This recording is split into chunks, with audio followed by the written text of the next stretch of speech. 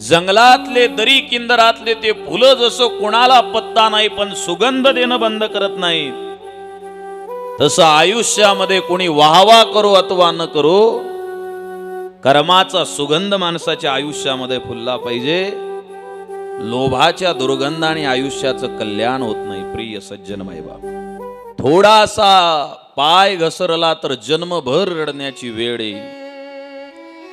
जे क्षणांचे मोह टाळतात त्यांच्या आयुष्यात युगांचे अनर्थ टळतात, आणि जे छोट्या लोभापायी मोठी पाप करतात त्यांचे आयुष्य रद्दीच्या कागदामध्ये जमा होतात.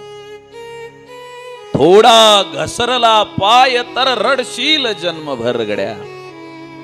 म्हणून दक्ष राहा कर्म करत असताना. आणि संतांना विचारलं कोणते कर्म करू, निक्षून सांगितलं संतांनी, निष्काम कर्माचा अवलंब करा. ज्ञानेश्वरीत खूप सुंदर विषय आहे, ते करावं तर लागतेच. एखादा म्हणेल मी कर्म करतच नाही, माऊली म्हणतात त्याचा आग्रहची उरे. फक्त कर्म करत नाही हे म्हणायचा आग्रह उरेल, कर्म करत नाही हे म्हणताना सुद्धा त्याला कर्म करावं लागते कोणतं तरी. श्वास घेणे बाहेर सोडणे हे सुद्धा कर्म आहे. ते कर्म कोणाला चुकत नाही, पण कोणत्या कर्माने तुझा उद्धार होईल, दुःखाची परिस्थिती निवृत्त होईल, निष्काम कर्म करा. आणि त्या निष्काम कर्माला सेवा असं म्हणतात. मल विक्षेप आणि आवरण दोष जो आहे अंतःकरणामध्ये, सेवा त्याग साधना ह्या ज्या साधनांनी माणसाला आध्यात्मिक उन्नती करता येते त्यामध्ये सेवेला महत्व आहे. थोडक्यामध्ये सांगतो, सेवा ही जगातली सर्वश्रेष्ठ गोष्ट आहे. म्हणून रामकथेमध्ये हजारो ज्ञाते भक्तिवान सर्व प्रकारे युक्त असणारे असे लोक आहेत, पण सर्वात जास्त प्रेम जर आजही हजारो वर्षानंतर कोणावर केलं जात असेल, सेवा करणाऱ्या हनुमंतरायांवर केल्या जाते. भगवंताला सुद्धा ऐकावं लागते. आणि खरी सेवा म्हणजे निष्काम कर्म, परस्परांच्या सुखाचे वर्म. अध्यात्म म्हणजे काय? शब्दशः त्याचा अनेक प्रकारे अर्थ करता येईल. अधि म्हणजे आत्म, म्हणजे अधि म्हणजे च्या दिशेने, आत्म म्हणजे स्वतःचा शोध, मी कोणा वगैरे. पण सोपा अध्यात्म कोणता? माझ्या हक्काच्या जीवनातून, माझ्या हक्काच्या वेळेतून, माझ्या हक्काच्या पैशातून, माझ्या हक्काच्या सर्व गोष्टीतून निरपेक्षपणे इतरांसाठी काही करणं, सोपा परमार्थ आहे. 24 तास भगवंतानं मला दिले आयुष्याचे, ते माझ्या हक्काचे आहे, पण त्यातला 1 तास हरिपाठाला देणे हा परमार्थ दृष्टीची क्रिया आहे. परमार्थ आहे साधा सोपा. मला 5 लाख रुपये माझं इन्कम आहे, ते भगवंतानं दिलं, मी मेहनतीनं कमावले, पण त्या 5 लाखातले 25,000 परमार्थाकरता खर्च करणं हा साधा परमार्थ आहे, सेवा करणं. जीव मात्र एवढा खतरनाक आहे, तो सेवा करेल की नाही याची गॅरंटी नाही, पण सेवा करतो आहे हे दाखवल्याशिवाय राहणार नाही. आणि हा नकलीपणा पृथ्वी लोकावरच्या लोकांमध्ये चालते. ज्या वेळेला हिशोब घेण्यात येतो, जगातला सगळ्यात मोठा सीए बसलेला आहे तिकडे वर, चार्टर्ड अकाउंटंट, सगळे कागदपत्र पाहतील, जन्मभराचे ITR इन्कम टॅक्स रिटर्न शोधते आपले. आपण सगळे शेतकरी माणसं, आपल्याला शेती माहित आहे, माती माहित आहे. ज्याचं बीज पेरलं तेच उगवते, दुसरं नाही उगवत.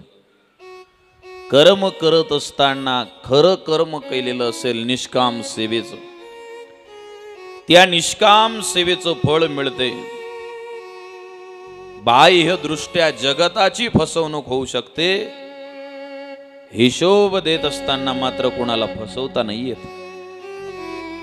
आणि निष्काम कर्माचा त्याग करून इतरांना फसवण्यासाठी चुकीच्या कर्म दिशेला लागणे म्हणजे स्वतःची फसवणूक आहे.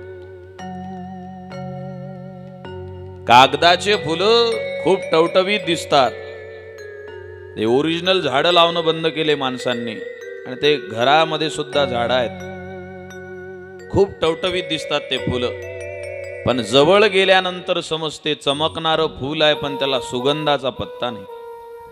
कितीही टवटवीत आणा, 500 रुपयाचं एक, सुगंध येते का त्याला? नाही. आणि रानावनामध्ये कोणाच्या ओळखीचं नाही, दरी किंदरामध्ये झाडं उगवलेले आहेत, रान फुलं आहेत तिथं, त्याची कोणी वाह करत नाही, त्याला कोणी तोडून आणत नाही, कोण्या तरी कपारीत असते त्याचा वेल, त्याच्यावर फुलं फुललेले. जरी नसेना का कुणा त्याची माहिती, सुगंध उधळती रान पुष्पे. जंगलातले दरी किंदरातले ते फुलं जसं कोणाला पत्ता नाही, पण सुगंध देणं बंद करत नाही, तसं आयुष्यामध्ये कोणी वाहवा करो अथवा न करो, कर्माचा सुगंध माणसाच्या आयुष्यामध्ये फुलला पाहिजे. लोभाच्या दुर्गंधाने आयुष्याचं कल्याण होत नाही. प्रिय सज्जन मायबाप, तो सुगंध दरवळण्याकरता जे कर्म करतोय ते इमाने ईदवारे निष्काम वृत्तीनं केल्या गेलं पाहिजे. वरून दिसायला महत्व नाही. आमचे बुवा सांगायचे, शहरातल्या पोराचं लग्न जुळत नव्हतं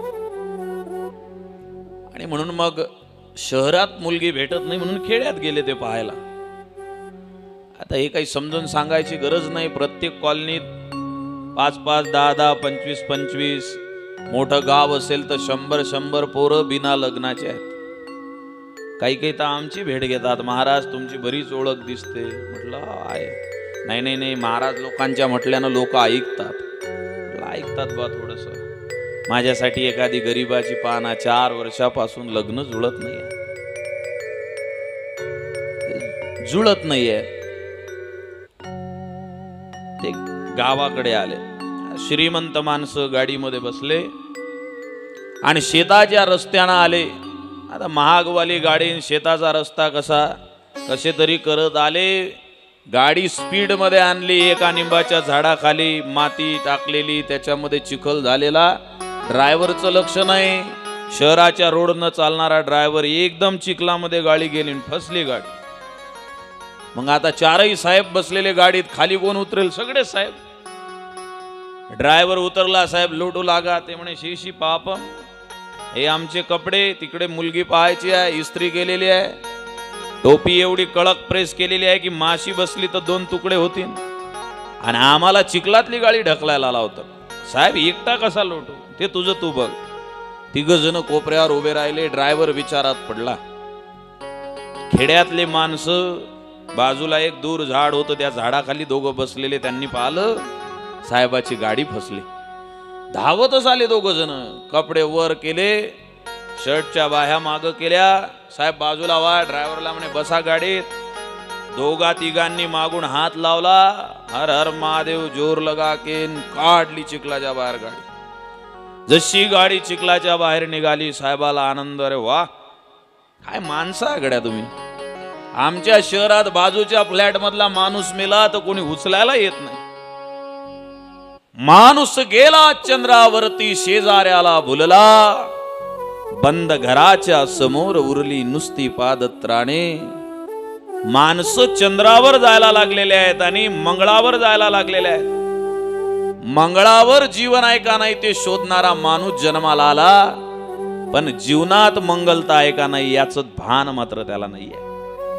शेजारचा माणूस आजारी पडतो तर कोणाला माहित होत नाही, असं शहराचं वातावरण आहे. तुम्ही आमची गाडी ढकलायला आले. हो साहेब, फसलेली तुमची गाडी. खूप आनंद झाला. पैशावाला करोडपती माणूस, 2-3 कंपनीचा मालक, खिशात हात घातला, 500-500च्या नोटा काढल्या. 3-4 जण जेवढे होते सगळ्यांच्या हातात 500-500च्या 2-2, 3-3 नोटा दिल्या. साहेब राहू द्या, राहू. नाही घ्या घ्या. व्हिजिटिंग कार्ड काढलं. हे घ्या, कंपनी आहे आपली, तुमच्या पोराला नोकरी वगैरे लागली तर घेऊन या शहरात. बरं साहेब, धन्यवाद. तुम्ही धावून आले एवढ्या दुरून, काम काय करता? त्यातला एक प्रामाणिक होता थोडासा, म्हणे साहेब जाऊ द्या, तुमची गाडी चिखलात फसलेली निघाली ना, आता आम्ही काय करतो आमचं आम्हाला माहीत, जाऊ द्या, जा तुम्ही, तुम्हाला उशीर होतच. अरे नाही, एवढे मदतीला धावून आले, सांगा काम काय आहे तुमचं? तो म्हणे काही नाही साहेब, आमचं काम हेच आहे, चांगला रस्ता पाहतो, चिखल तयार करतो, त्याच्यात लोकांच्या गाड्या फसवतो, मग आम्हीच फसलेल्या गाड्या काढून देतो. तुमच्यासारखे दयाळू माणसं पैसे देतात. पहिल्यांदा झाडा खालून धावत आले तेव्हा कोण वाटले होते ते? सेवा करायला आले गड्या, काय मयाची माणसं आहेत, काय खेड्यातले प्रेमळ माणसं आहेत, तिथून धावत आले. पण गाडी ढकलल्यावर लक्षात आलं जो सेवक दिसत होता तोच एक नंबरचा चापलूस आहे. बाहेरून दिसायला कागदी फुलं फार देखणे टवटवीत आहे, पण सेवेचा सुगंध आयुष्याला नाही. नकली माणसं भगवंताला लक्षात येतात, आकाशजी ओळखू येतात भगवंताला. आणि काही दिवस माणसांना फसवता येते, 5-10 वर्ष जगाला फसवता येते, 25-30 वर्ष समाजाला फसवता येते, 35-40 वर्ष कुटुंबियांना फसवता येते. आयुष्याची संध्याकाळ झाली की मात्र भगवंताला फसवण्याची सोय या मृत्यू लोकात नाही आली. म्हणून सावधान राहा, विसरू नये कधी. माणसानं ती विसरता कामा नये. सेवेचं जीवन हे सर्वश्रेष्ठ जीवन आहे. सेवा ही बना जीवन जिसका, बदला न चहे दिल से किसका. काही जणांच्याकडे विद्वत्ता नाहीये, काही जणांच्याकडे ज्ञान नाही आहे, शास्त्र अध्ययन नाही आहे. ते केलं नाही पाहिजे, जरूर केलं पाहिजे. काही जणांना संस्कृतचे श्लोक समजत नाही, काही जणांना अभंग पाठ नाही. पण रस्त्यावर पडलेले काटे जर त्याच्या डोळ्याला दिसले, इकडून लोक प्रवचनाला चालले, उचलून टाकते, झालं, सगळ्या मंत्राचं पुण्य भेटलं त्याला. कारण परोपकार करण्याकरताना तो काम करतो. एकदम रोकडा सांगू धर्म, मंदिरी बैसोनी नाक दाबावे, त्यापेक्षा मार्गीचे काटे उचलावे. दुःखितासी प्रेमे पाणी पाजावे, हे श्रेष्ठ तीर्थ स्नानाहुनी. हाती घेऊन तोपवाटी, नामदेव जे लागे श्वाना पाटी. संतोष भी जग जेठी, कपडे शिवोणी. झोपडपट्टीतलं लेकरू उचललं काखेत संत शिरोमणी नामदेव महाराजांनी, आणि त्याची अवस्था पाहवल्या गेली नाही. अंगात त्याच्या नवीन सदरा घालून दिला, बटन लावून दिले, आणि गालावून हात फिरवून त्याचा लाड करताना डोळ्यातून अश्रू आले. नामदेव महाराज झोपडपट्टीतल्या लेकराचा चेहरा पाहून म्हणतात, मगाशी उन्हात तुझा चेहरा पाहाव वाटत नव्हता, पण आता कसा साजरा माझ्या विठोबा सारखा दिसतोय. झोपडपट्टीतल्या लेकरामध्ये सुद्धा विष्णुमय जग.